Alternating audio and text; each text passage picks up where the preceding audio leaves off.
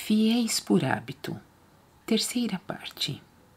Deixemos, porém, aqui tudo mais de lado e consideremos apenas os fiéis entre os cristãos, dos quais, de qualquer maneira, não são muitos os que podem ser considerados realmente fiéis, pois a maioria deles se compõe de supostos cristãos, vazios por dentro e nada mais.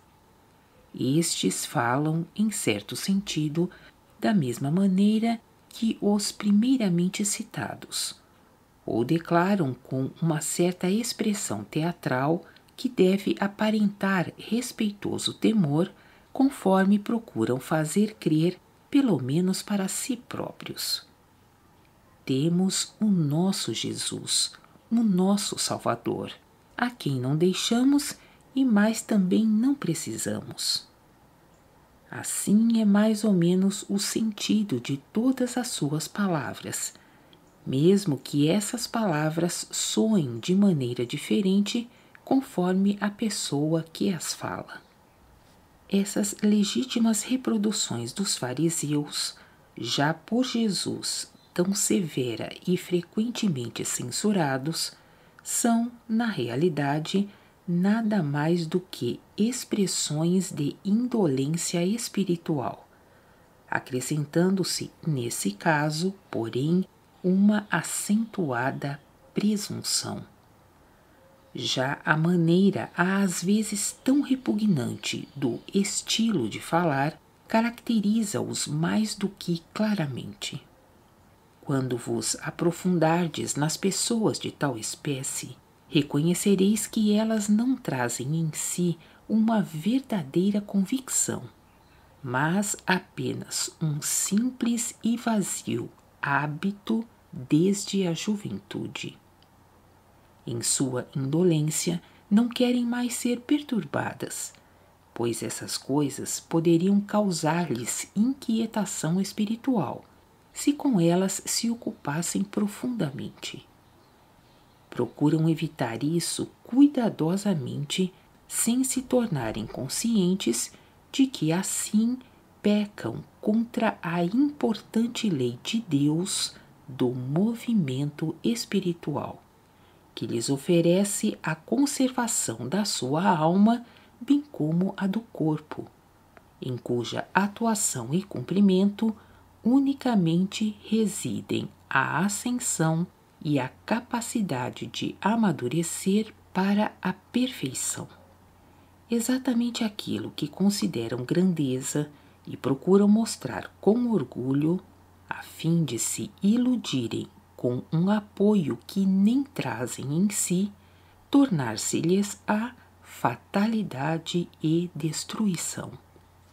Se, obedecendo à lei, elas se movimentassem um pouco espiritualmente, uma vez que fosse, deveriam reconhecer muito rapidamente que a sua crença de até então não fora absolutamente tal. Pelo contrário, algo aprendido, que se tornou hábito benquisto, porque além de algumas exterioridades, nada exigia delas e, por essa razão, foi considerada por elas como agradável e certa. Não deveriam ter evitado a inquietação. Antes deveriam agradecê-la, por ser o melhor sinal para o despertar do seu espírito, ao qual, evidentemente, há de preceder primeiro uma intranquilidade, antes que a segurança de verdadeira e livre convicção possa surgir, a qual desenvolve a sua força somente no sincero e diligente examinar e no real vivenciar do espírito a isso ligado. Onde surgir inquietação, lá é dada a prova irrefutável de que o espírito dormiu e quer chegar ao despertar. Onde, porém, ocorrer uma recusa com a orgulhosa afirmação: de um direito de posse pessoal de Jesus, lá se patenteia apenas que esse espírito humano já está entregue à agonia, a qual conduz ao sono da morte. Prova ainda mais que exatamente esses espíritos, também na época terrena de Jesus, teriam recusado rigorosamente a ele e à sua palavra com igual presunção vazia, agarrando-se ao até aí já aprendido, se ela lhes tivesse sido oferecida como nova revelação no necessário ponto de conversão de outrora, para escolha e decisão própria. Teriam pelo menos motivo de simples comodismo se agarrado ao antigo, o qual tem de formar o solo para o progredir, se não deva ocorrer estagnação. São negadores de tudo quanto é novo, porque não se sentem capazes ou suficientemente fortes para examinarem de maneira sincera e livre de preconceitos o que é incisivo, ou porque já são por demais apáticos para isso e procuram preferivelmente prender-se aos hábitos de até então. É de se supor, com certeza, que eles teriam decididamente recusado Jesus, se isso não lhes tivesse sido ensinado de modo obrigatório já desde a infância. Não é diferente também com aqueles que procuram recusar tudo quanto é novo, fazendo referência à profecia sobre o aparecimento de falsos profetas.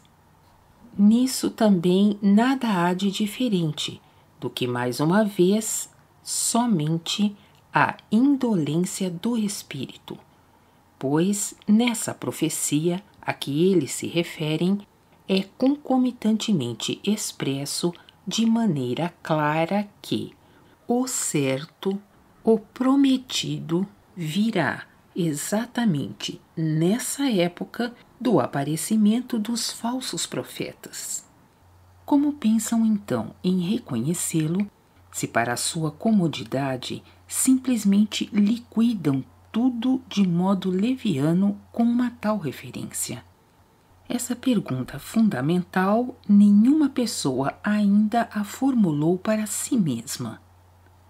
Mas elas próprias têm de encontrar a legitimação na palavra, que os seres humanos, exceto pouquíssimos, também não quiseram observar com relação a Jesus, esperando antes outras provas ainda.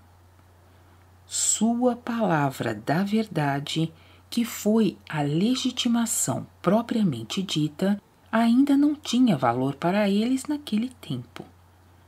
A própria indolência espiritual de cada um, para onde quer que olheis, acontece hoje novamente, assim como outrora, só que muito pior ainda, pois agora cada centelha espiritual se acha quase que totalmente soterrada.